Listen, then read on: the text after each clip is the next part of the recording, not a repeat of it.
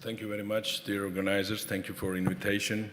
Thank you all of you to come to this conference. It's a great opportunity to be here. So I'm Roin Rikvava. I'm cardiac electrophysiologist from American Hospital Tbilisi. Tbilisi is located in Georgia. We have direct flight from Saudi Arabia. I will invite all of you in my country. So atrial fibrillation is where prevalence is rising and rising country by country. And South America and North America, United States of America, shows vast majority of, atrial fibrillation diseased patient, but I think it's more about they know how to count them.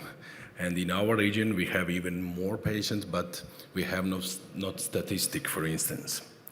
So this is the famous slide from the guidelines, but the question is, I found now that after Dr. Lamia's talk that we have a lot of gaps in guidelines. So some controversies, and I will show what the favors ablation.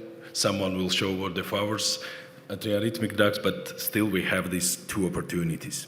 So we have in electrophysiologists, I think, only has this philosophy, consider patient choice, and it's very important. If you, as a cardiologist, and all of us, we are cardiologists first, explain pluses and minuses of the antiarrhythmic drugs and ablation, I think the real, we will have real picture about who is ready for ablation or who wants to eat drugs all of their life. So if your patient has symptomatic paroxysmal atrial fibrillation and persistent atrial fibrillation, 2A and 2B indication of the catheter ablation. But interesting thing is that paroxysmal or persistent atrial fibrillation in patient with heart failure, always we are trying to keep heart failure patients. We are afraid those patients, they have one indication of catheter ablation. So we have two strategies. Main strategies is the point-by-point radiofrequency catheter ablation and cryoablation. But in this situation, despite of the antiarrhythmic drugs, last antiarrhythmic drug was, I don't know, come in our life 30 years ago. But technologies, latest technologies like as, for example, pulse field ablation shows us more safety, more efficiency, and we have less, those ablations demonstrate less thrombus formation, tissue specificity they have, so those technologies are arising and arising. So first, the interesting trial for me, it's cryo first. It was first-line patient with symptomatic atrial fibrillation. So patient has symptomatic atrial fibrillation, and you offer as first-line therapy cryoablation. It was versus to the antiarrhythmic drugs. Effectivity, acute effectivity was 82% favors cryoablation opposite to antiarrhythmic drugs, 67%. And 60% reduction in the incidence rate of symptomatic palpitations with cryoablation was demonstrated. And no difference in incidence rate of serious adverse events in arm of antiarrhythmic drugs. So what about 3 years follow-up? Cryoablation significantly lower recurrence of any arrhythmias, atrial fibrillation burden, progression from paroxysmal atrial fibrillation to the persistent atrial fibrillation. For me, for the, I don't know, we tell about cost effectivity, but rehospitalization was less in cryoablation arm, and significantly cryoablation arm improves the quality of life. This is the major randomized trials about radiofrequency ablation. And the primary endpoint were time to documented atrial tachycardia, first episode after ablation.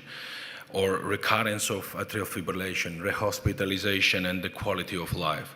All of these signs were better in atrial fibrillation ablation arm, opposite to antiarrhythmic drugs. We try with you most of you, I think you are electrophysiologists, we are using several maneuvers even to improve success rate of ablation. For example, in my clinic, we are doing alcohol ethanol ablation plus, so PV isolation plus alcohol ethanol ablation of Marshall vein. And in this time, this procedure is quite safe, and we have better results than alone PV isolation in selected patients, of course. So early IF, it's about atrial fibrillation, radiofrequency ablation. And this trial shows aim was the freedom from recurrence of any atrial tachycardia, atrial fibrillation, atrial flutter, atrial arrhythmias, and listing 30 seconds and more. And you know that in ablation we have blanking period as well. In there, it can be discussed in antiarrhythmic drug therapy. Okay, and 90 days is the blanking period. So when those investigators calculate after 91 days the recurrence of arrhythmia, ablation arm was significantly better than antiarrhythmic drug therapy. Stop IF, and we know a lot of trials, randomized or non-randomized, single-center trials that shows that ablation is better. So I'm a rhythmologist, and also, of course, I am using antiarrhythmic drugs a lot. But when I use it, I should keep in mind pro-arrhythmogenic effects of antiarrhythmic drugs. It's like torsade de points, ventricular tachycardia. Our region is plus minus the same. Our patients are, once you give the pill and patient is going at home for 1 year, if patient has not palpitation, feelings, he mentioned that everything is good, but we with you know that it can be the QT prolongation, it can be the sudden cardiac death after flecainide or sotalol or etc.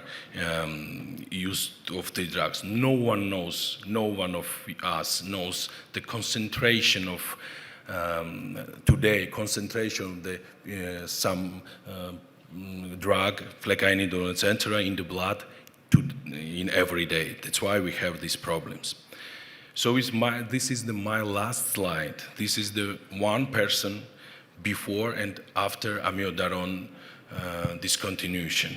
And you see the bluish-gray skin discoloration that before and after amiodarone, he was eating amiodarone. Thank you very much for your attention.